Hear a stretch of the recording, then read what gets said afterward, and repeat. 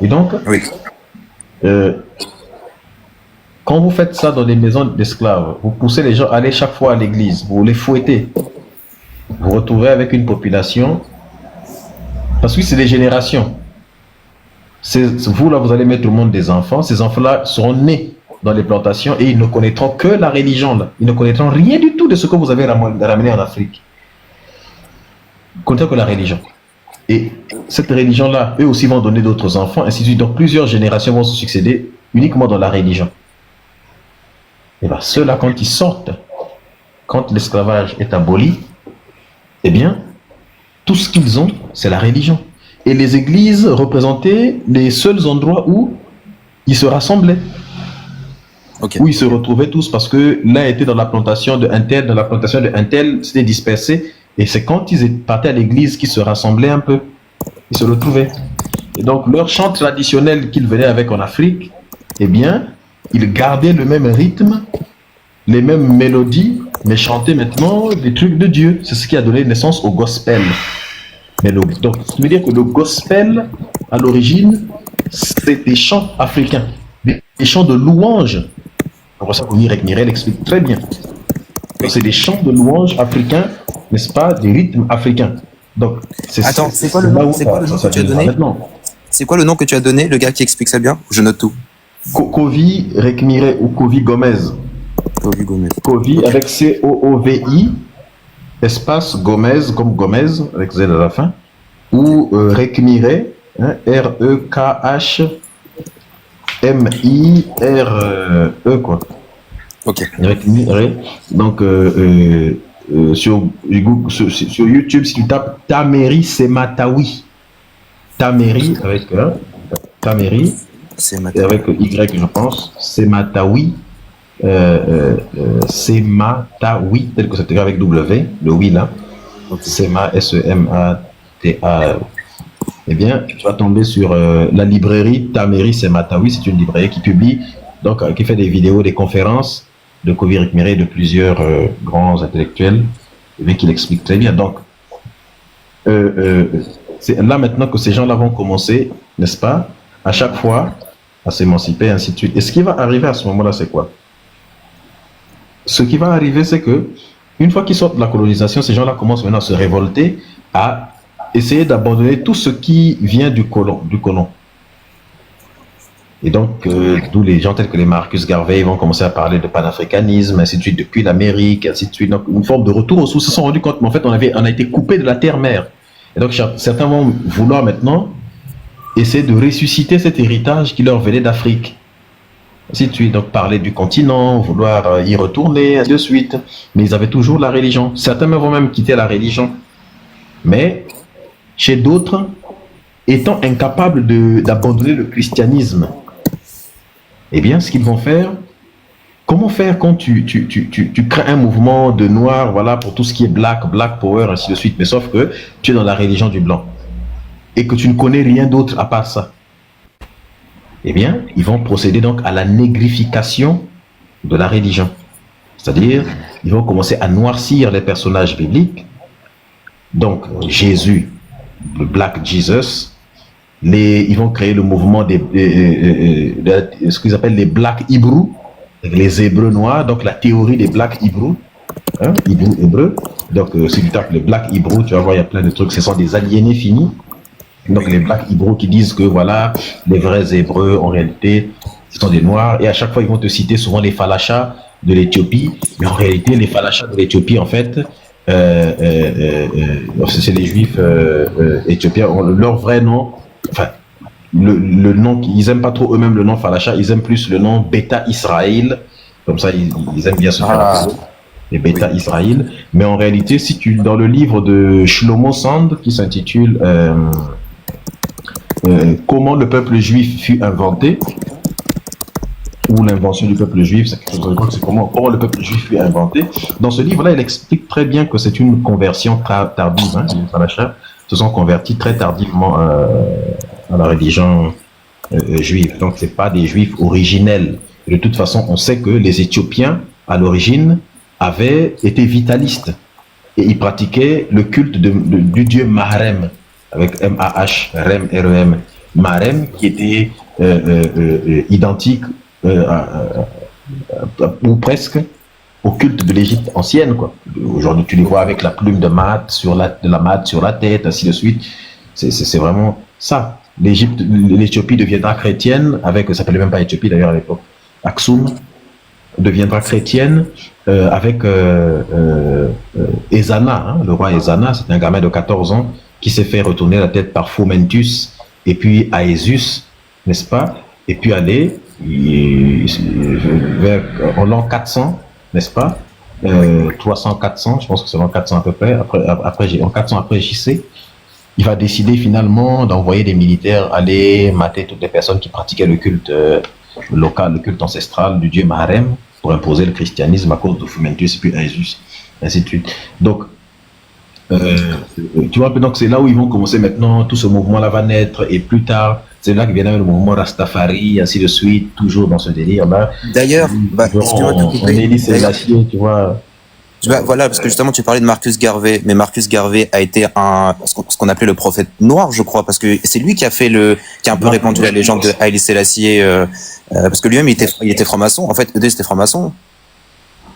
C'est un peu plus compliqué, compliqué que ça. Mais il était jésulâtre, évidemment, et un jésulâtre assumé, Marcus Garvey, mais il faut se rendre aussi à l'évidence qu'à son époque, l'aliénation sur le plan religieux et spirituel de beaucoup de Noirs était si profonde, donc s'attaquer à la religion à cette époque-là, c'était un peu problématique. Et les églises, comme je disais, c'était des endroits où les gens se retrouvaient, ainsi de suite. Donc beaucoup n'étaient pas encore prêts. Tu sais, les choses, c'est parfois par moment. Il y a des gens à cette époque-là, les gens n'étaient pas encore prêts. Aujourd'hui, beaucoup de gens sont prêts. On peut considérer que beaucoup sont prêts parce que les connaissances ont beaucoup évolué, la critique autour de la religion est en train de devenir très mature, n'est-ce pas? Et les religions sont en train pour la première fois de faire machine arrière, ce qui est quand même assez... alors qu'ils ont été dans une pente montante depuis longtemps, mais aujourd'hui les églises ont tendance à se vider, ainsi de suite, dans plein d'endroits. Et même l'islam commence une forme de stagnation et même de moonwalk. Hein? Donc, beaucoup de gens sont en train de quitter maintenant, de revenir. Oui, c'est dommage. Mais je vais avoir une question qui peut-être va les faire un peu se remuer. Parce que moi, j'ai eu un débat en fait avec un blanc. Parce que moi, je suis antillais et polonais.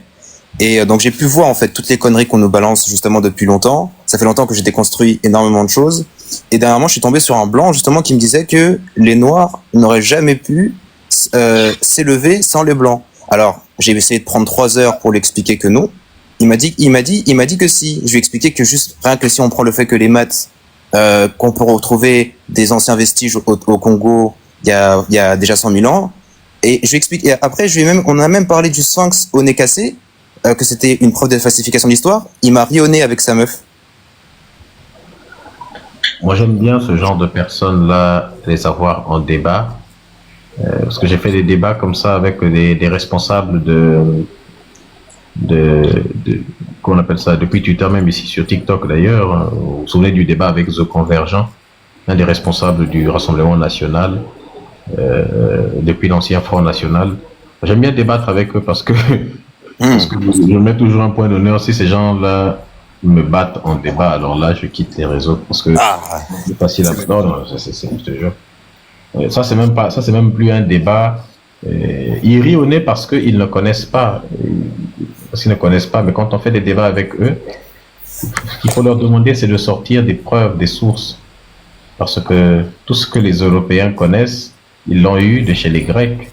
Oui. Les Grecs ont civilisé toute l'Europe. Théophile Oberka, dans tous ses travaux, le montre très bien. Bon, chez Anta Diop, je n'ai plus rien à dire à propos de ça. N'est-ce pas? On sait que les Grecs ont tout inventé, ont tout piqué, même le comte de Volney, plein de personnes en Europe le reconnaissent. Hérodote, comment il s'appelle, Platon, Solon, toutes ces personnes, les Homère et tout ça, ils sont partis étudier en Égypte antique. Les Diodore de Sicile, tous, ils le disent eux-mêmes, ils reconnaissent dans leurs textes, n'est-ce pas? Strabon, ils le disent. Et Platon, ils écrivent eux-mêmes que les Égyptiens antiques, ils étaient Agan Mélanès et que c'est eux que les gens ont tout appris. Ils le disent eux-mêmes, nous avons tout appris.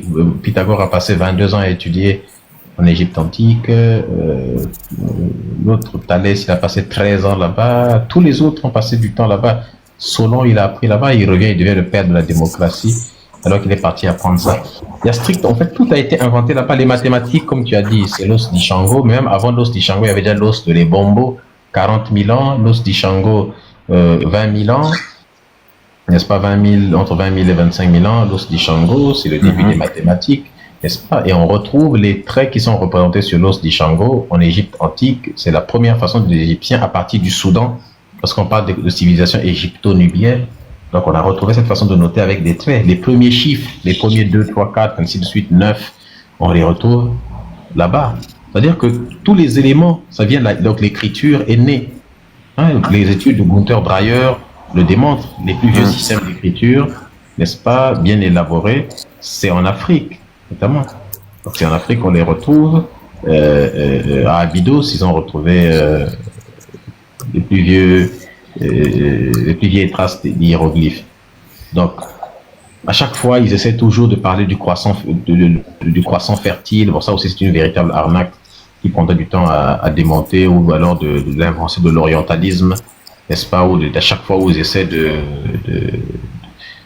de mettre au devant Sumer par rapport à l'Égypte, n'est-ce pas, pour des raisons idéologiques qui seraient un peu longs à expliquer, mais si on a du temps, ça ne me dérangerait pas de l'expliquer. Ah, c'est dommage. C'est quand que tu fais tes formations, Médusa? Franchement, moi, j'attends ça depuis faire, moi. Ça fait vraiment avec appétit. Moi, bientôt, je suis en train de finaliser ça, vraiment en train de finaliser ça, de bien formaliser avec les trucs. Bientôt, ça va arriver dans très peu de temps.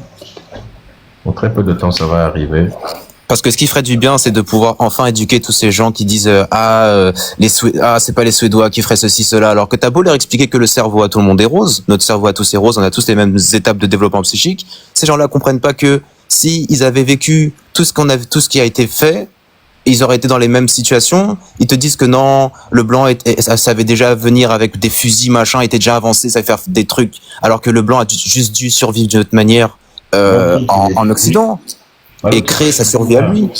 Ils parlent de fusils et autres, mais ce qu'ils ne comprennent pas, c'est que créer des fusils pour aller attaquer les gens, c'est un peuple qui est belliqueux, n'est-ce pas? Il crée des armes. Et pendant ce temps, les Africains fabriquaient des temples. Oui, on fabriquait des temples, on fabriquait des systèmes d'égouts. À Benin City, des systèmes d'égouts étaient développés. Il y avait des systèmes d'éclairage public. Il y a des témoignages des Portugais qui disaient que la ville était plus avancée que Lisbonne. Des mathématiciens qui analysent ça disent que c'était construit selon les règles mathématiques, des fractales même. Donc, c'est-à-dire qu'il y a des éléments, c'est des témoignages qui sont là, des gens c'est factuel. Les éléments et les murs, n'est-ce pas, du Bénin étaient aussi longues que celles de par exemple, aussi longues que les murailles de Chine, par exemple. Quand tu vas dans le Monomotapa, on a des constructions, on a des vestiges qui sont aujourd'hui des gigantesques châteaux. Les châteaux forts, par exemple, c'est apparu. Les premiers châteaux forts, c'est en Afrique. La construction avec les colonnes, c'est en Afrique qu'on les trouve. Les Grecs et les Romains, les colonnes, ils les ont piquées où? C'est en Afrique et c'est au Soudan que ça a commencé et partout. Donc, je ne comprends pas. Les premières écoles, c'est en Afrique. N'est-ce pas? On les appelait les pères Ankh, maison de vie, où on enseignait les gens. C'est en Afrique et un peu partout également. Dans le livre de Amadou Dia sur l'Empire Congo, n'est-ce pas, l'Empire Congo, il le montre très bien. Il dit il donne des témoignages des Blancs qui, quand ils sont partis dans le royaume Congo, ils ont vu, n'est-ce pas, des écoles de formation, des écoles ont formé des gens à des métiers de maison, pour construire des maisons, des métiers pour ceci, pour rendre la justice, ainsi de suite. Et des sociétés hautement organisées et très bien structurées.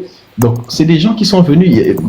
Pour ça, Cheikh Anta Diop, il explique que la démocratie existait dans le royaume Congo depuis longtemps, à l'époque où les Blancs ne savaient même pas c'est quoi la démocratie. D'ailleurs, Solon, qui est considéré comme le père de la démocratie, comme je disais, c'est en Afrique qu'il apprend la démocratie. Il repart à Rome et puis il se proclame démocrate. Il ne se proclame pas démocrate, mais en fait, il commence à mettre en place des éléments qui vont être considérés a posteriori comme d'une première démocratie. Donc on va le considérer comme le père de la démocratie. Père de la démocratie, quoi? La médecine, c'est nous qui l'avons inventée.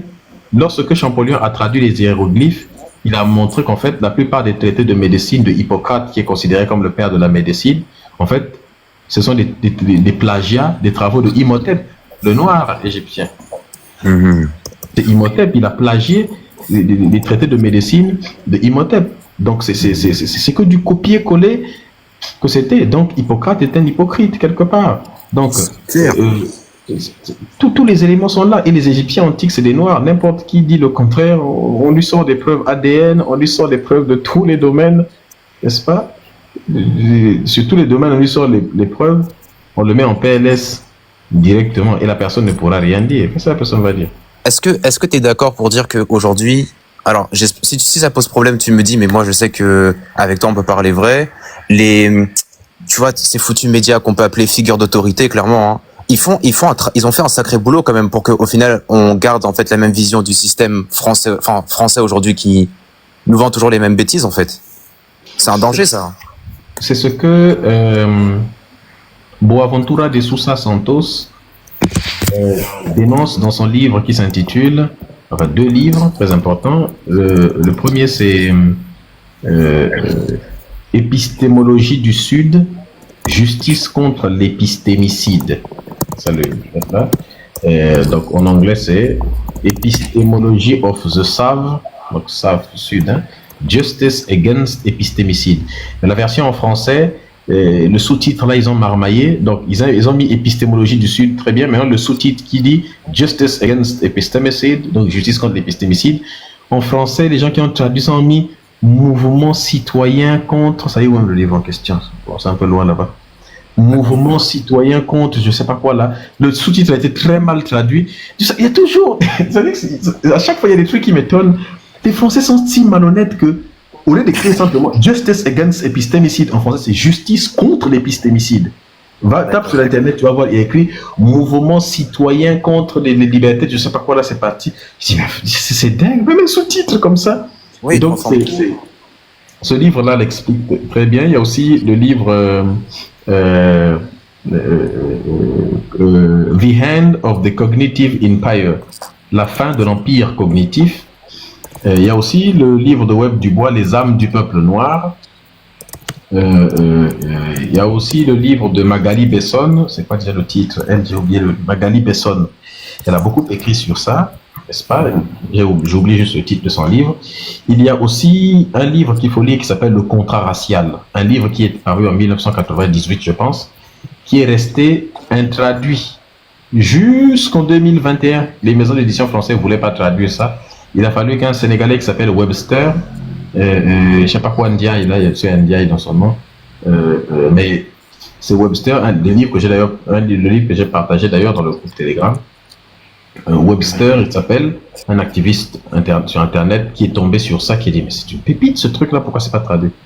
Donc c'est lui-même qui a dû procéder à la traduction de ça parce que les maisons d'édition ne voulaient pas depuis 98.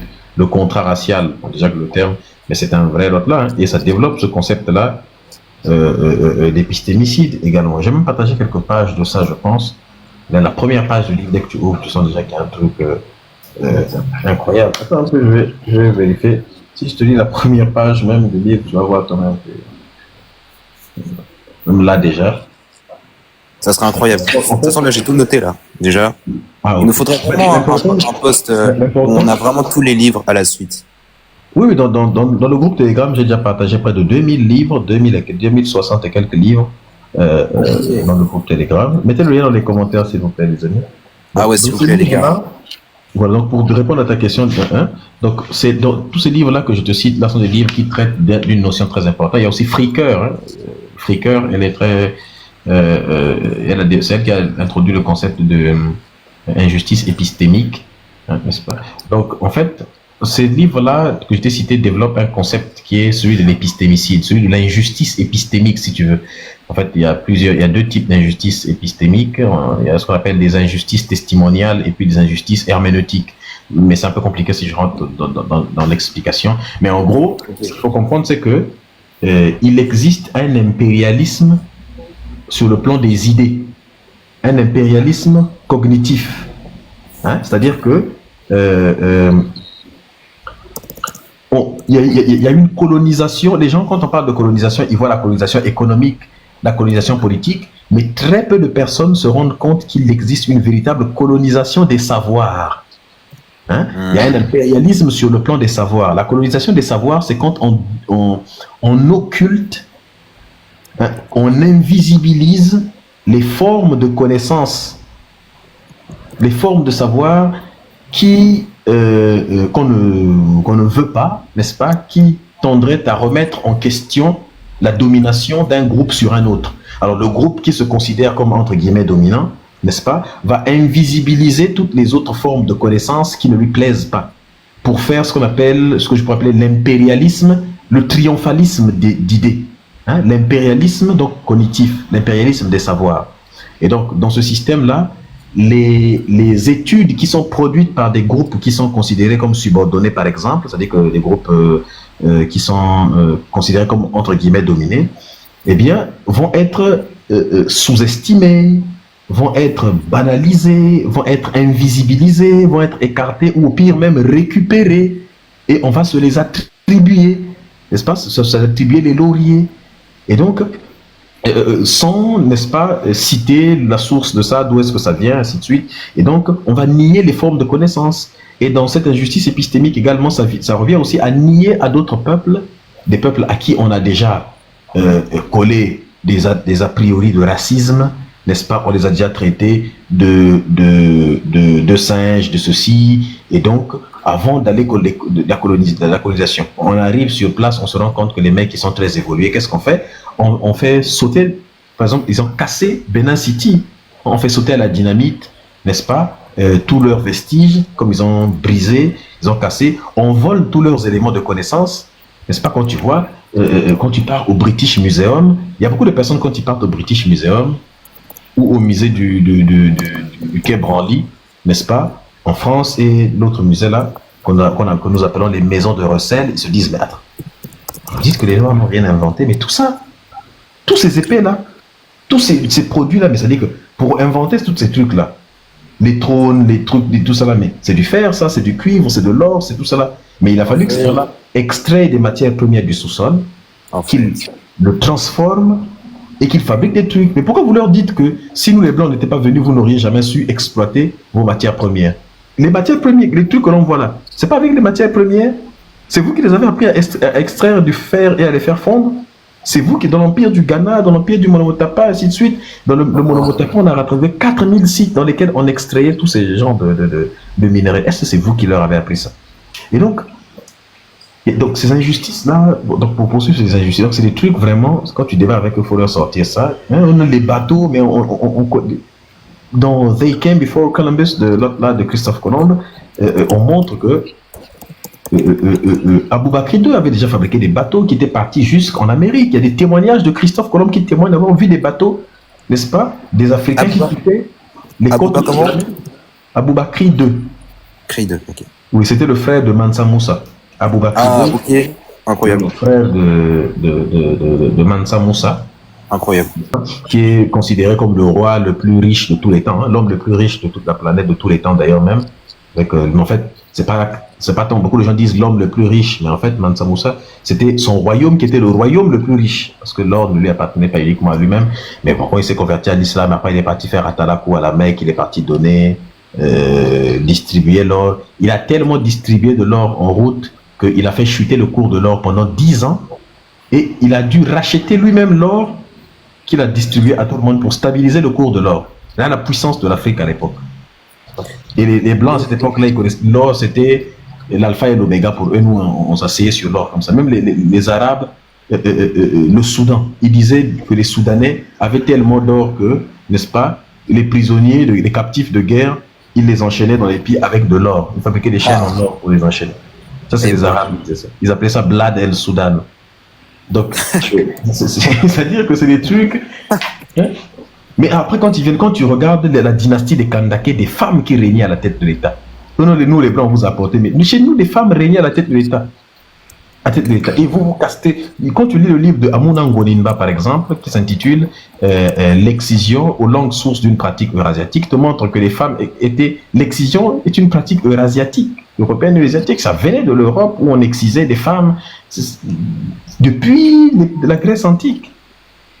De la Grèce antique jusqu'à aujourd'hui encore, il y a des pratiques d'excision qui se pratiquent dans des familles très conservatrices américaines. Et qui sait par exemple que dans des familles, les white anglo-saxons protestants, l'excision s'est beaucoup pratiquée aux États-Unis jusqu'à récemment. Il faut lire le livre qui s'intitule The Rape of Innocence.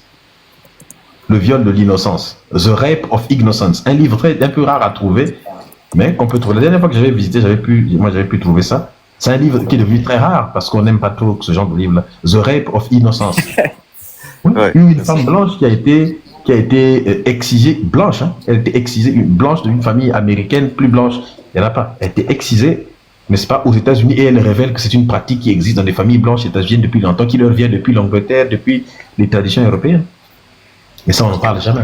Donc, on invisibilise ça, mais dès qu'on parle d'excision, l'Afrique. Beaucoup d'Africains ne savent pas que c'est une pratique qui est arrivée tardivement. Et que les pays qui pratiquent l'excision en Afrique, quand tu prends la carte des pays qui pratiquent l'excision en Afrique et tu tapes à côté carte des pays musulmans en Afrique, c'est comme si tu as pris la même carte que tu as posée sur l'autre. Incroyable. Il y a des pays comme le Congo, par exemple, où il n'y a pas d'excision. On n'exige pas les femmes là-bas. Pourtant, c'est des pays qui sont pas... La plupart des pays qui ne sont pas musulmans, là, on ne pratique pas l'excision en Afrique. Parce que je sais que là, les gens, ils vont commencer à en avoir marre. J'ai encore juste deux questions. Et j'ai tout noté, hein.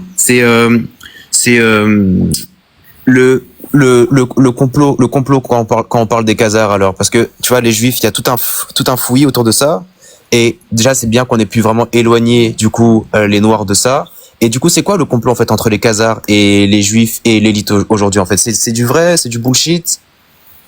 Non, ce n'est... Bon, disons que la Khazarie, c'est quand même un royaume qui se trouvait vers l'actuelle Ukraine, hein, quelque part, aux frontières de la Russie, là, si on prend les cartes actuelles. Donc, on sait que la Khazarie a réellement existé.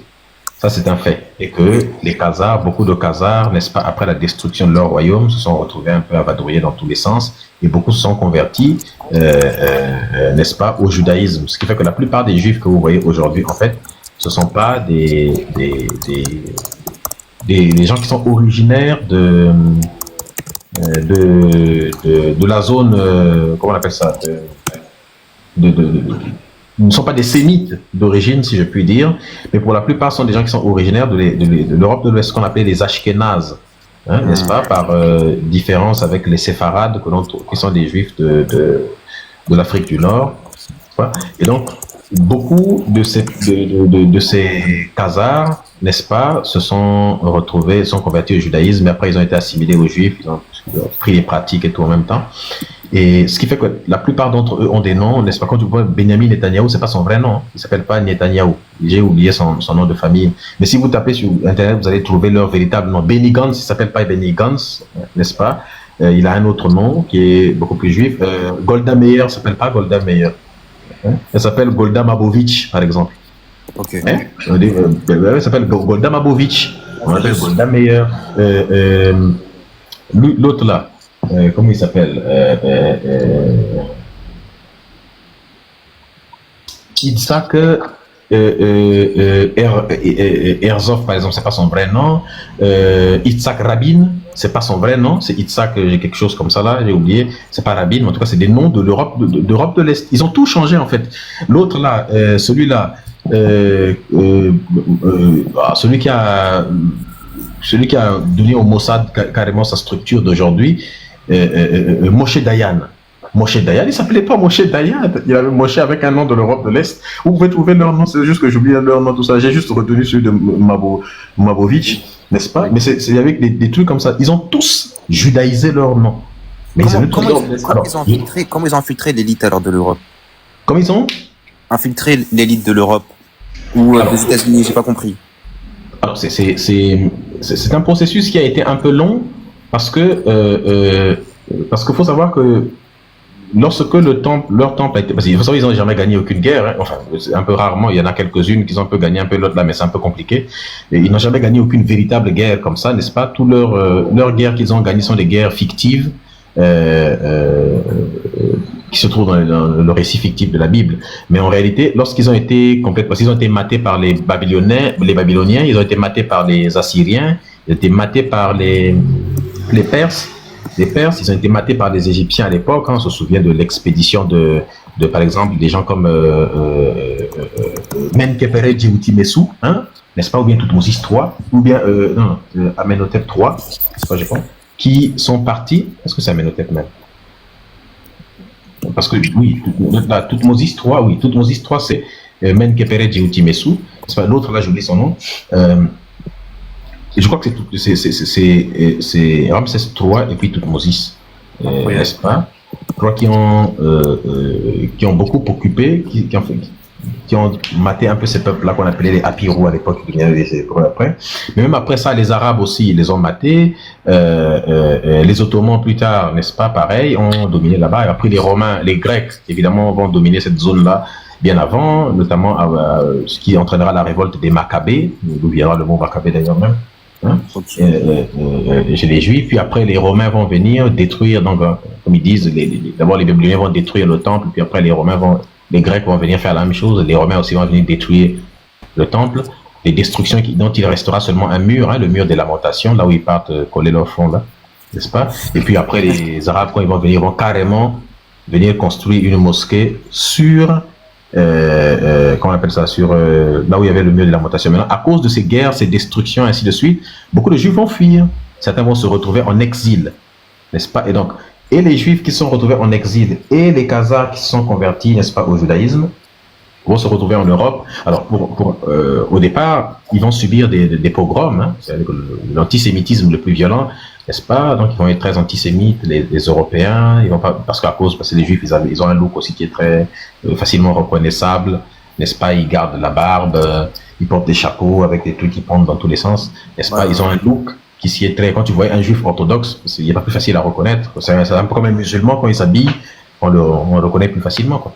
Et donc, c'est comme ça qu'ils vont se répandre en Europe. Je zappe quelques éléments pour ne pas être très long. N'est-ce pas? Ils vont se répandre en Europe, n'est-ce pas? Mais ce qui va beaucoup les caractériser, c'est le sens, et c'est pas antisémite de dire ça, hein, c'est au contraire même, ça pourrait être considéré comme un compliment, le sens de l'argent. Okay. C'est-à-dire que c'est des gens qui sont très débrouillards, faut le leur reconnaître quand même, ils sont très débrouillards, qui ont le sens des affaires qui est très aiguisé, n'est-ce pas? Ça vient du Talmud, ça, et de la Torah, n'est-ce pas? Le sens de l'argent qui est très aiguisé. Après, bon, si on commence à expliquer pourquoi certains pourront nous traiter d'antisémites, donc je préfère taire. Non, moi, je veux vraiment juste savoir comment ils sont arrivés au pouvoir, tu vois, parce qu'il y a tout le truc avec Macron. J'essaie d'un peu de. Ok.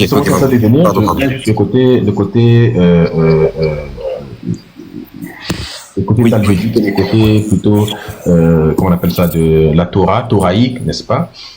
Parce que c'est un peuple vraiment qui est centré autour de la religion, n'est-ce pas? Sa culture est religieuse. Et donc, ils vont commencer à faire pratiquer, n'est-ce pas, des petits commerces, ainsi de suite. Mais là où ils vont être malins, c'est qu'ils vont prêter de l'argent.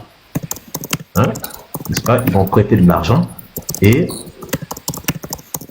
en prêtant de l'argent, les gens vont rembourser avec intérêt. Alors que c'est une pratique normalement que beaucoup de gens ne faisaient pas en Europe, parce que déjà c'était interdit par ce qu'on appelle l'usure, hein, les catholiques avec l'usure. Voilà. Donc le système de crédit, c'était interdit. Les usuriers, on les appelait, ce qui va entraîner un grand antisémitisme, on les appelait des usuriers, un peuple usurier. Quand vous lisez Céline, par exemple, Céline se lâche complètement sur les Juifs, n'est-ce pas? On les traite oui, c'est ça. Voltaire. Alors Voltaire lui aussi vient, Voltaire, Montesquieu, ils se sont complètement lâchés sur eux, n'est-ce pas? En les traitant d'usuriers, ainsi de suite. Donc leurs textes sont souvent considérés comme antisémites d'après la conception de ce qu'on appelle ce terme antisémitisme. Alors il y a Roger d'Omergue qui est lui-même aussi un juif qui est... Ah, lui, on ne peut pas dire que il est juif lui-même, mais il est considéré comme antisémite alors qu'il est juif lui-même. C'est ce qui est un peu compliqué quand même, n'est-ce pas? Il s'appelle Roger d'Omergue. Que beaucoup ne connaissent pas d'ailleurs, qui est très invisibilisé, comme les personnes qui parlent souvent de ce truc-là, n'est-ce pas? Donc, quelque part, ce qu'ils vont faire donc pour évoluer un peu et arriver rapidement, ce qu'ils vont faire, c'est qu'ils vont commencer donc, n'est-ce pas, à faire des prêts avec intérêt. Et quand les gens vont commencer à emprunter de l'argent, on ne peut pas rembourser. Beaucoup de gens étaient en incapacité de rembourser parce qu'en général, ceux qui prêtent de l'argent sont ceux qui sont le moins capables justement de rembourser parce qu'ils ont en difficulté.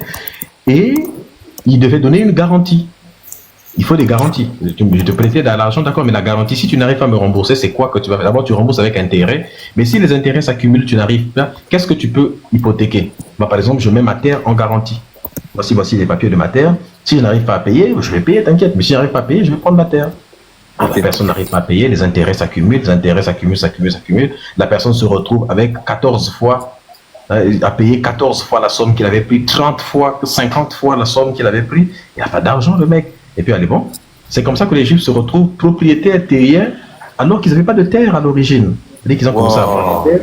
Et donc, ça a été très malin. Donc, ils ont commencé à avoir des terres, n'est-ce pas? Et petit à petit, ils ont commencé à faire dans le commerce, n'est-ce pas, importer que ce soit de la porcelaine, des choses comme ça. Comme ils ont le sens des affaires très aiguisées, ils ont commencé à créer des banques, n'est-ce pas, à prêter de l'argent même à des États. Le blanc me disait justement que c'est eux qui avaient créé les banques. Je ne savais pas du tout, frère. Bref, je suis content de l'entendre. C'est eux plutôt qui vont développer ça, les Juifs, ainsi de suite, avec le sens des affaires. Et quand va arriver la traite transatlantique, c'est quelque chose qu'il faut savoir, hein, c'est la vérité. Près de 7 bateaux sur 10 appartenaient aux Juifs, hein, n'est-ce pas, pendant la traite des Noirs, n'est-ce pas? Et donc, ils ont les compagnies d'assurance qui assuraient les bateaux leur appartenaient, les compagnies qui fabriquaient les chaînes. Parce que ça, c'est comme la ruée vers l'or, ce qu'on dit. Hein. La ruée vers l'or, ceux qui gagnaient le plus de l'argent, c'était pas ceux qui allaient trouver l'or, hein, puis qui partaient chercher l'or, mais c'est ceux qui fabriquaient les pelles, les pioches, les outils là. C'est eux qui ont gagné le plus d'argent même que ceux qui sont partis faire l'or. Parce que la ruée vers l'or, il faut avoir des outils, et ceux-là, qui fabriquaient les outils, sont vraiment fait les noyaux en or pour le coup. Donc eux, ils fabriquaient des chaînes, ainsi de suite, n'est-ce pas? Ils investissaient dans ça, ils ont fait plein d'argent dans ça. Et beaucoup d'entre eux aussi ont détenu des bateaux, des plantations. J'avais fait un live sur ça à l'époque. Je ne sais pas s'il y a des gens ici qui se souviennent. À l'époque, j'avais fait un grand live ici, là, pour expliquer la participation des Juifs pendant l'esclavage et la colonisation. Ça n'a pas plu à beaucoup d'entre eux, mais on s'en fout. Tant pis. Donc, c'est vraiment quelque chose d'absolument incroyable. Et donc, c'est comme ça qu'avec le temps, ils vont commencer maintenant à prêter de l'argent aussi aux États. Aux États, ils vont commencer à prêter, d'ailleurs avec Napoléon, on se souvient, donc ils vont prêter de l'argent aux États, ainsi de suite. Mais, il y a quelque chose qui restait encore problématique. Le pouvoir européen était encore vu comme... comment expliquer ça? Le pouvoir européen était encore... C'était pas encore un empire, c'est ça? C'était pas encore un empire unifié. C'était pas encore un empire. La monarchie, voilà, c'est le mot que je cherche. Ouais, okay. C'est la monarchie. Et le problème d'une monarchie, précisément, c'est que elle est dirigée par un monarque. Donc, un monarque qui a un pouvoir de souveraineté divine. Et il y a toute une cour qui lui est dévouée, dans toute une classe sociale aussi, qu'on appelle les nobles, la noblesse, n'est-ce pas? Qui considère que la noblesse, c'est une faculté naturelle, biologique, qui se transmet dans le sang. Hein? Donc, n'est-ce pas, ils sous-estimaient maintenant toutes les autres personnes. Donc, la noblesse, quand tu es noble, c'est pas parce que tu as eu une terre, tu as eu l'argent. Par exemple, un riche, quelqu'un qui veut devenir riche, tu t'es pas considéré comme noble. Hein? Tu es juste un parvenu. On les appelait les parvenus. C'est de là que vient ce terme-là. Quelqu'un qui est parvenu, n'est-ce pas, à se hisser dans la société, mais qui était toujours regardé par mépris par des nobles qui avaient une richesse, n'est-ce pas, et un rang social presque héréditaire qui leur était transmis, des titres. En France, c'est en général les deux quelque chose, hein, deux Villepin, deux ceci, tu vois, non? Quand vous voyez les deux quelque chose, là, souvent, pas tous, mais souvent la plupart des deux quelque chose, là, c'est souvent des familles des bourgeois, des trucs comme ça, là, en France, là. Depuis Choiseul, donc c'est un peu ça. Ok. Et donc c'est comme ça petit à petit maintenant, ils vont être méprisés par l'aristocratie de l'époque, c'est-à-dire que la noblesse et le clergé. Et donc, pourtant, eux, ils étaient maintenant considérés comme ce qu'on appelle des bourgeois. Donc, il y avait maintenant la classe des bourgeois, mais au-dessus, il y avait la classe des nobles qui étaient là, qui méprisaient les bourgeois. Donc, les bourgeois, on se dit, mais attends, les gars, il y a un problème. Nous sommes à l'ère du capitalisme. C'est au moment où on a déjà théorisé le capitalisme avec les Adam Smith, ainsi de suite. On dit, mais attends, c'est nous qui détenons le véritable pouvoir. Nous avons les banques, n'est-ce pas? Bon. Donc, nous avons l'argent, le pouvoir financier. La finance est avec nous. Bon. On a le commerce, n'est-ce pas, mec? On a les moyens de production et de transformation et des moyens d'échange. Donc en fait, c'est nous c'est ça qu'on appelle le vrai capitaliste, c'est celui qui possède les moyens de production, les moyens de transformation, les moyens d'échange. Et ils possédaient des usines, n'est-ce pas? Ils investissaient ainsi de suite, ils avaient de l'argent dans tous les sens. Ils disent, les gars, nous on a tout le pouvoir là. Pourquoi les gars qui sont en relation toujours? On a même des terres qu'on a acquis. On est même plus riches que les nobles. Pourquoi les nobles continuent à nous mépriser? Ce qu'on va faire, c'est qu'il faut un changement de régime. Aujourd'hui, nous avons un monarque qui est un roi, qui a le pouvoir absolu, mais il nous faut un système dans lequel on aura un monarque républicain. Donc, il faut une république où on aura un roi, mais pas un roi qui, comme celui-ci, a le pouvoir de vie et de mort sur nous. Il faut qu'on mette un roi, mais un roi sans couronne, en quelque sorte. Un roi que l'on pourra manipuler facilement. Donc, un monarque républicain.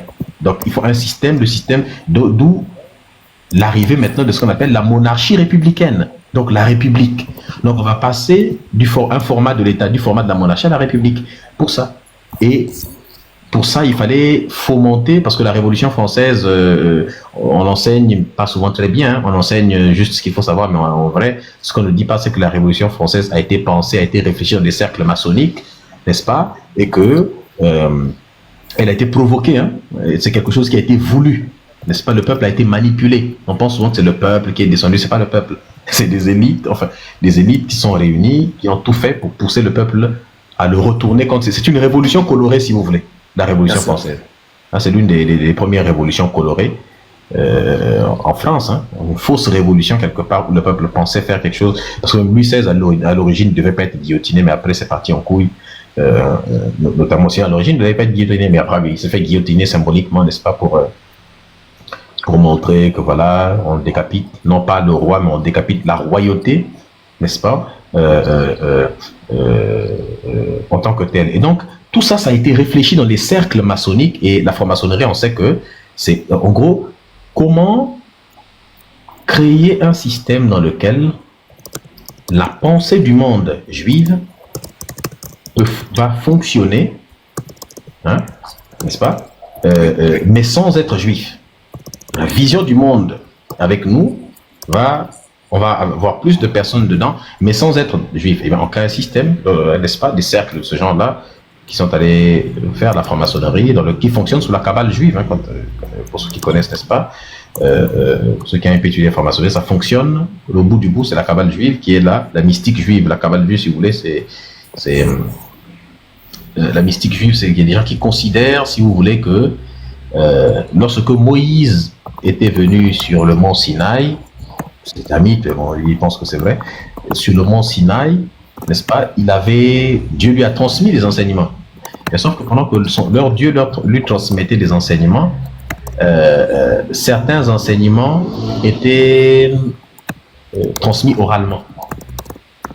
Hein, n'est-ce pas, oralement. Donc Dieu n'a pas tout transmis comment on appelle ça, en écrit. Okay. Donc c'est oralement.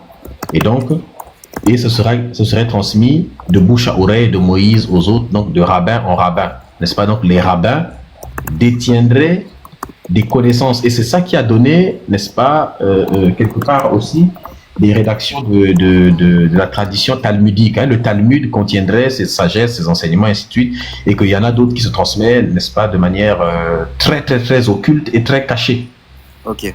Et donc, c'est un peu la base, si vous voulez, le fondement. Après, c'est un peu plus compliqué, c'est vrai, mais c'est ça un peu le fondement, le béaba pour commencer à comprendre la Kabbale. Et donc, ces enseignements-là, cette mystique va se transmettre. Donc, c'est là où ça se trouve. Après, ça va être mélangé avec des trucs de l'Égypte antique, ainsi de suite. Des images qui vont déformer l'Égypte antique, le Horus, n'est-ce pas, l'œil d'Horus, l'architecte de l'univers, la pyramide séparée, ainsi de suite. Bref, Bon, ils vont mélanger avec ce qu'on appelait la cabale égyptienne aussi, parce que il y avait une mystique égyptienne, n'est-ce pas? Ils vont tout mélanger pour créer leur histoire de franc-maçonnerie, qui avait commencé d'ailleurs avec les gens qui construisaient des temples à l'époque, qui s'échangeaient des connaissances. C'était pas vraiment c'est là que vient le nom même, des maçons libres. C'est pas des maçons ceux qui construisaient, qui s'échangeaient des techniques, des savoirs. Mais c'est après que cette organisation quelque peu souterraine va intéresser, n'est-ce pas, ces gens-là, et quand les gens vont venir s'infiltrer dedans, ils vont radicalement transformer la chose, ça va devenir complètement autre chose, ça va devenir une forme de pouvoir. Quand tu dis organisation souterraine, tu parles de qui? De la franc-maçonnerie. Ok. Donc c'est des maçons libres, Freemason, donc des maçons libres qui s'échangeaient, n'est-ce pas, des connaissances à l'origine sur comment ils construisaient des temples, n'est-ce pas, des trucs à l'époque, mais aussi c'est devenu une véritable organisation, n'est-ce pas, très secrète, où on s'échangeait autre chose également sur le plan politique, ainsi de suite. Bien sûr. Et donc après, forcément, des gens de l'extérieur sont venus rentrer qui n'étaient pas des maçons, et puis lorsque des gens dont on parle sont venus rentrer dedans, ils ont carrément pris le contrôle du truc, ils ont complètement reformé. Ce sera un peu très long. Dommage. Je pourrais peut-être faire un live spécial sur la franc-maçonnerie pour expliquer. Ça serait génial. Bah, j'ai une dernière question du coup pour plus t'embêter. Je termine juste rapidement sur ça. Oui, avec plaisir, avec plaisir. Donc, c'est comme ça qu'ils ont fait le truc, n'est-ce pas? Et après, bon, ils vont, en créant ça, avec le roi, le monarque républicain, n'est-ce pas? Donc c'est devenu plus facile. Comme ça, nous avons un président. Pour être élu, il lui faut faire la battre campagne. Bon, lui, il n'a pas l'argent. Il faut qu'il vienne se prostituer auprès des banques, donc des financiers. Donc, s'il donne un pouvoir sur lui, quand tu te prostitues chez ceux qui ont l'argent, c'est eux finalement qui décident de ce qu'ils doivent de faire la pluie ou le beau temps, n'est-ce pas? Ils te tiennent quelque part par des burnes, si je puis dire. Et donc, en plus de ça, n'est-ce pas, tu auras besoin des médias pour la propagande. Donc, ce sont les mêmes qui tiennent aussi les médias, n'est-ce pas? Et donc, aujourd'hui, on sait que le pouvoir médiatique et le pouvoir financier sont au-dessus du pouvoir exécutif et législatif et puis judiciaire, parce que les écoles de droit, on leur enseigne le pouvoir exécutif et judiciaire sont les trois pouvoirs au-dessus. En fait, il faut placer le pouvoir financier. Et là, voilà pourquoi certains gilets jaunes qui avaient compris un peu la marmaille, là, ils partaient manifester devant la Banque de France, devant d'autres banques et devant BFM TV, n'est-ce pas, TF1, devant les organes de pouvoir. Et ceux-là, ils étaient matés proprement, contrairement à d'autres gilets jaunes qui n'avaient pas toujours compris, qui partaient manifester seulement dans des ronds-points et qui organisaient des barbecues, n'est-ce pas, quelque part très loin. Il y en avait ceux qui étaient futés qui partaient l'autre là. Il y en a qui partaient manifester devant le CRIF, mais ils étaient expédiés illico presto. Et c'est là qu'il fallait aller manifester. Mais d'autres, eux, ils partaient dans des ronds-points faire des merguez, mettre la faire des merguez avec la mayonnaise, faire la musique avec leur gilet, n'est-ce pas, et à danser toute la journée avec des JBL à côté. Ah, ils ont fait, attention, ils ont fait des panneaux, des brochures avec des mots, tu vois, des poésies dessus, attention. Ils ont fait des poésies. Ils ont mis des panneaux avec des poésies dessus. Ils ont fait rimer avec la rime à la fin. Bon, un truc, quelque part, le bourgeois, quand il voit quelque part, il apprécie. La langue de Molière. La langue de Molière. Donc, attention. Le bourgeois, il apprécie, il se dit, tiens, pour une fois que le bouseux, n'est-ce pas, décide, que le paysan décide un peu de s'élever comme nous, de faire un peu de poésie, pourquoi pas, pour le plus grand plaisir de nos yeux, parce qu'ils sont devant la télé, devant un écran qui prend tout le mur de la maison, n'est-ce pas, en train de vous regarder. Donc, c'est des trucs qui n'ont pas beaucoup de sens. Tout ça, et en plus, on les a détruits facilement. Il a fallu, on a appliqué la vieille technique du diviser pour mieux régner. Alors, on va dire que vous êtes, les gilets jaunes sont antisémites. Ah bah, tous les juifs sont partis. On va dire que tous ceux qui sont sensibles à ça sont partis. On va dire qu'ils sont islamophobes, n'est-ce pas? Alors, les musulmans partent.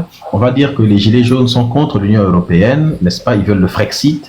Et on les assimile à Asselineau, n'est-ce pas? Et à l'UPR, n'est-ce pas? Et donc, là, tous les européistes partent. On dit que, écoutez, les gilets jaunes, n'est-ce pas? Il y a des bouchers parmi eux, et ce sont les spécistes, n'est-ce pas? Donc, les antispécistes, là, et tous les véganes, ils quittent parce que, voilà, il y a eu les gilets jaunes qu'on a trouvés dans des boucheries, n'est-ce pas? Donc, c'est la technique de diviser pour mieux régner, c'est-à-dire maintenir, créer des... c'est la différence entre le sociétal et le social. Hein? C'est le machiavélisme.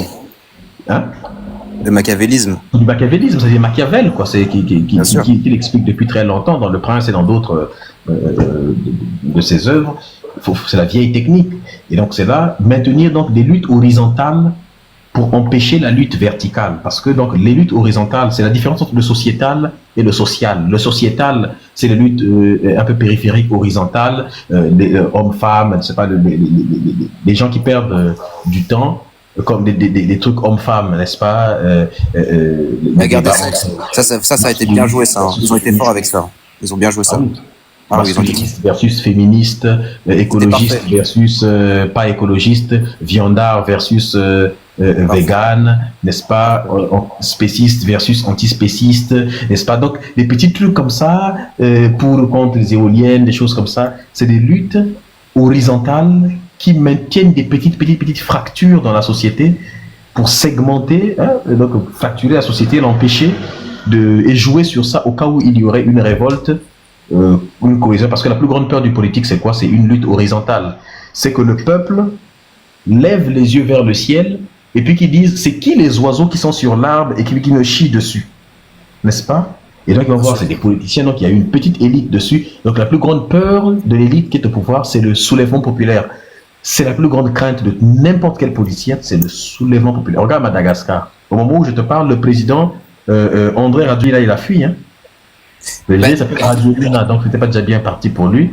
Il y a A à la fin de son nom, la plupart des noms qui se terminent par A, là souvent c'est féminin, mais lui c'est Rajoelina. Ça faisait un peu féminin déjà depuis le départ, donc le peuple malgache a fini par comprendre quelque part que voilà. Donc il est parti. On est d'accord. On est d'accord que la loi Marshall en France, ça sera la même chose. Ce sera fait pour ça. Ce sera pour contrôler les gens qui vous. Bah là déjà ce qu'ils font là pendant les manifs, mais la loi Marshall avec les militaires, ça sera exactement ça, non? Contrôler les gens en vrai. Mais ce sera une sorte de Patriot Act, quoi, à l'américaine. Une forme de Patriot Act, un peu comme le Patriot Act américain. C'est un peu ça. Sous prétexte. J'ai une dernière question, Médusa. Je te remercie pour tes réponses riches. Moi, je tiens à d'abord faire un grand RIP à Kalalao Mutunde. Ça a été vraiment... Ça a vraiment fait mal quand on l'a vu partir. Du coup, moi, j'avais lu justement les hypothèses et même, je crois que je suis tombé sur un journal qui disait qu'il avait été empoisonné parce qu'on avait retrouvé du liquide vert qui sortait de sa bouche. Et depuis, en fait, ça m'a tellement marqué parce que de base, Kalala, en fait, il m'avait vraiment rassuré sur le chemin que je prenais pour effectivement me complètement voir l'Occident autrement. Et même après s'étendre sur plein de trucs, sur l'énergie, les vibrations, les informations dans les fruits, même la façon dont on les cueille, bref. Et sur un tas de choses. Et du coup, ma dernière question, c'est comment en fait, qui, par exemple, moi, si demain je suis artiste, admettons, je pète et je parle, tu vois, je commence à parler un petit peu, tu vois.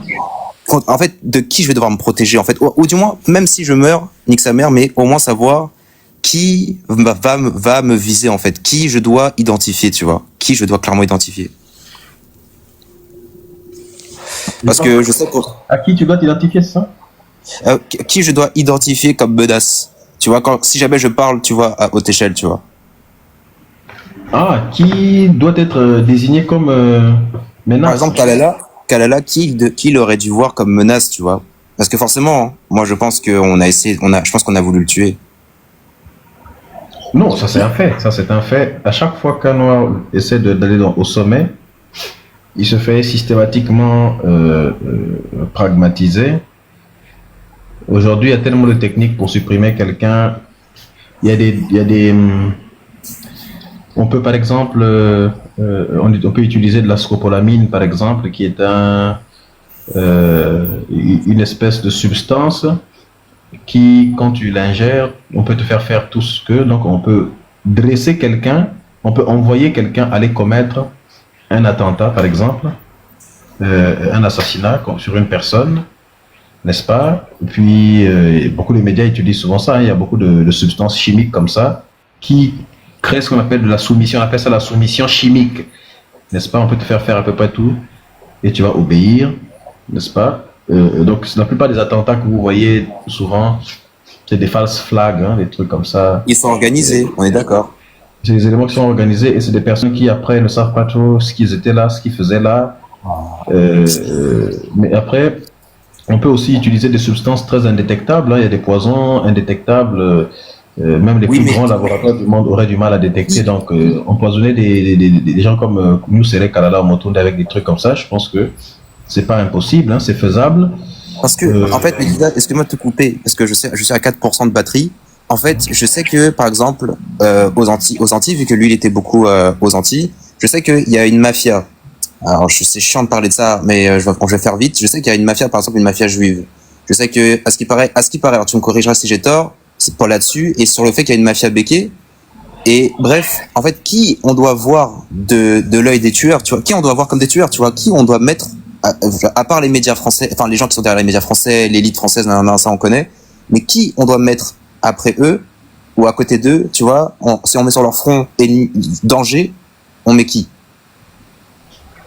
C'est un peu compliqué parce que le danger peut venir de partout. En fait, c'est un peu la situation dans laquelle nous sommes. Le danger vient de partout. Bien sûr. Les Arabes constituent un danger, en ce sens que ils sont en train de faire un nouvel impérialisme, et toutes les personnes qui sont en train de faire ressusciter l'élément le plus puissant pour lutter contre cela, c'est-à-dire que la culture africaine, les origines, la reconnexion à la source, ça empêche l'expansion de l'islam et ça recule même. Et les Arabes pourraient donc avoir un intérêt, n'est-ce pas, à pratiquer ce genre de choses. Bon, ceux-là, les autres, tu les connais déjà, n'est-ce pas? Mais aussi beaucoup de valets de notre propre communauté, n'est-ce pas, qui sont facilement achetables, des personnes qui n'ont pas de dignité, qui n'ont pas d'honneur, dont l'honneur est cessible, hein, on peut acheter. Beaucoup de traîtres, hein, des personnes qui n'en ont rien à foutre de l'histoire, de la culture, de tous ces éléments, mais qui n'ont que leur petit nombril et leur gros ventre à nourrir. Les francs-maçons, oui, ça, tout ça. Et leur petit bengala à satisfaire aussi. Exactement. Les francs-maçons noirs, les religieux noirs, tous ces aliénés-là, ils sont extrêmement dangereux aussi. Donc c'est difficile de pointer un danger en particulier, mais le danger, il est partout. Il peut venir, mais vraiment de n'importe où, je t'assure. Pour moi, par exemple, si moi, admettons, je devais m'emmerder avec eux, les premiers dangers seraient tous ces connards là qu'on voit même sur les TPMP, tous ces connards, tous les dangers des médias, tous ceux qui arrivent à modifier la croyance populaire. Après, c'est leur patron. Et vu que leur patron, comme si j'ai bien compris, tu l'as expliqué, c'est aussi ce qui... Quand tu dis danger, tu veux dire ce qui pourrait nous enlever la vie ou bien ce qui pourrait impacter notre culture? Parce que si c'est la culture, le danger, c'est... Si c'est la culture et tout, bah, le premier danger, c'est l'école déjà. Ben, ouais. Le premier danger, c'est l'école. Bien sûr. Le deuxième danger, c'est l'église. Le troisième danger, c'est l'État, lui-même de manière générale. Le quatrième danger, c'est les médias. Je mettrai les médias en troisième. Et puis l'État.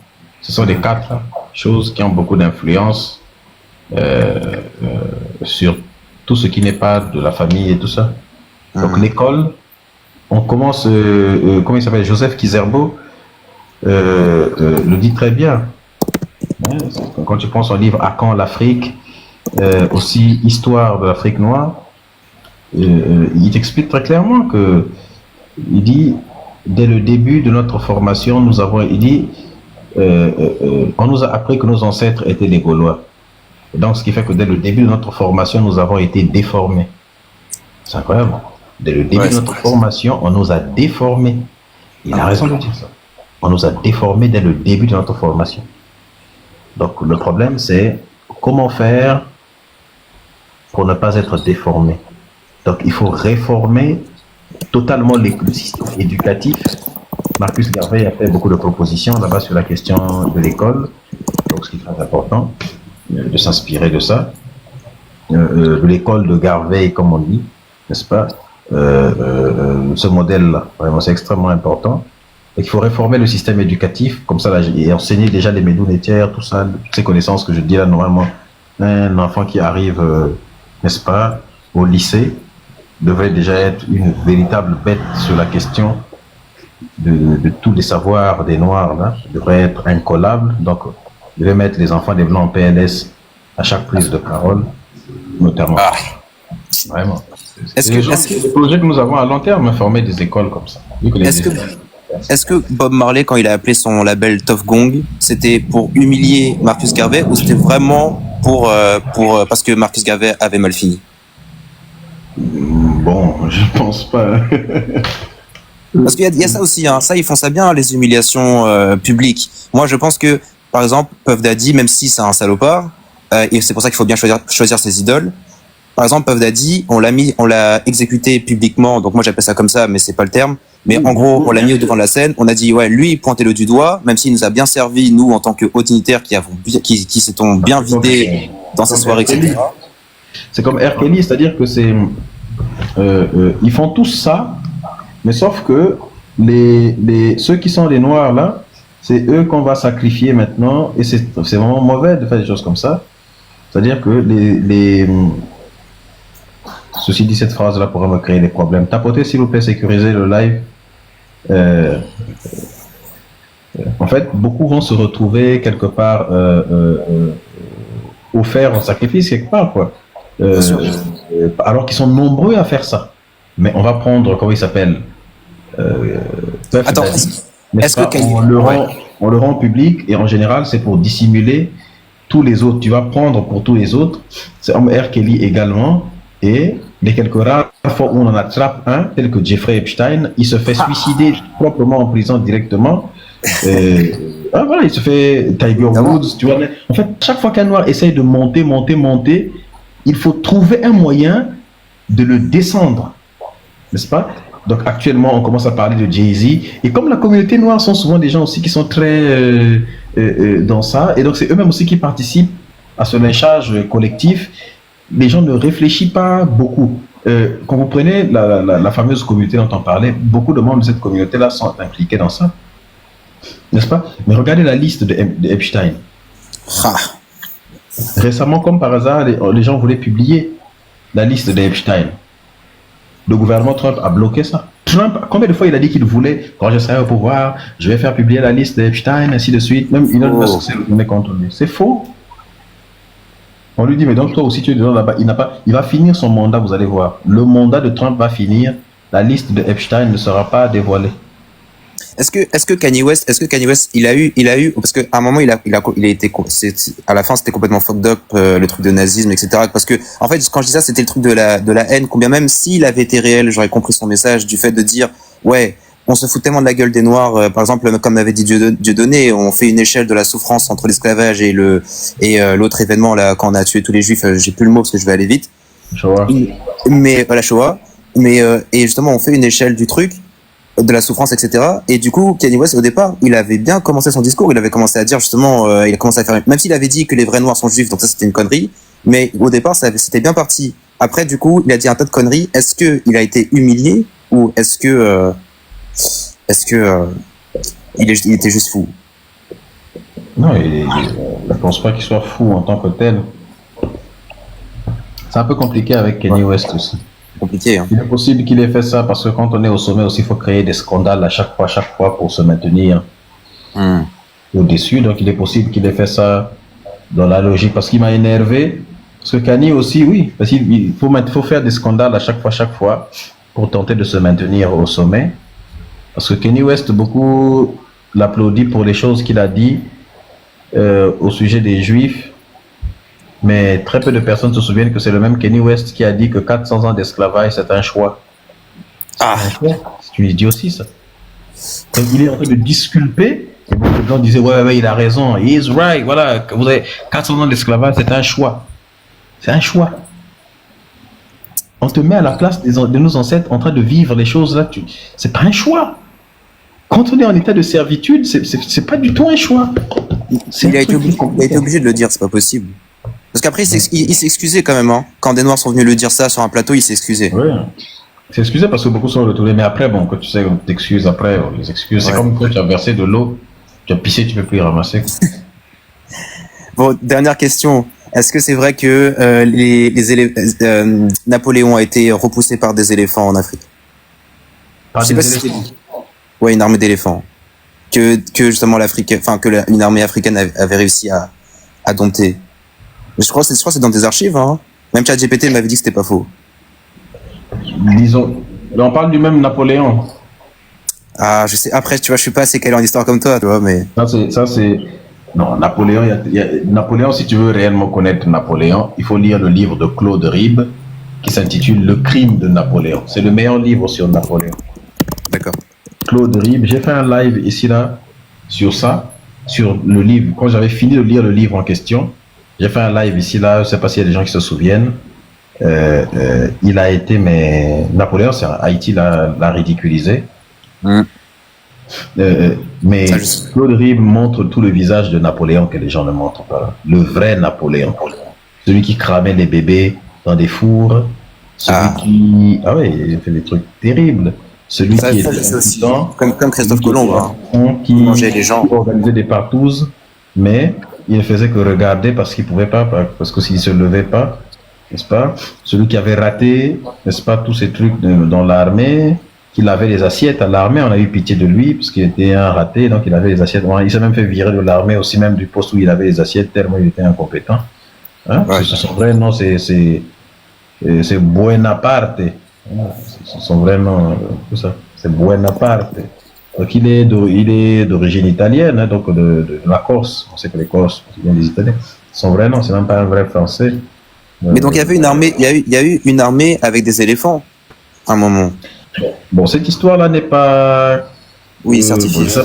N'est pas vraiment authentifiée avec l'armée des éléphants qu'il aurait battu, n'est-ce pas? À cause de la falsification, tu penses ou pas? Je ne pense pas. Peut-être que après l'histoire est un peu compliquée, les gens peuvent mettre un peu tout et n'importe quoi. Non, pas Sicile. Comment on appelle ça? La Corse. J'ai dit Sicile. La Corse, pardon. La Corse. Et... Moi, je connais un Togolais qui, son ancêtre était je crois, un roi, je crois. Oh, je sais plus, mais en tout cas, il avait vraiment plein de crocodiles et le gars se promenait toujours avec des crocodiles. Et ça, par contre, il m'a même montré des photos. Et le gars avait toujours un bébé crocodile dans la main, assez costaud et tout. Ça, par contre, je rigole pas. Peut-être que tu vas me prendre pour un fou, mais je rigole pas. Pas du tout. En Afrique, des choses comme ça se passe beaucoup. Il y a beaucoup de trucs de ce genre-là. Ça, c'est karma. Bon, en tout cas, voilà, c'était à peu près tout. C'était à peu près tout. Merci à toi, Raleigh, pour ces questions. Merci, Médusa. Merci de m'avoir fait monter. Merci beaucoup, Yeto. Incroyable. L'animation du cadeau, là, vraiment, ils ont bien réfléchi, ça. Hein. Là, c'est clair. C'est clair. Je te remercie. Si j'étais riche, j'allais te donner un lion. Oh, merci beaucoup, princesse. Tu m'as déjà donné un lion dans le cœur et c'est très bien, ça. C'est l'intention qui compte, ma reine. C'est l'intention qui compte et c'est bien.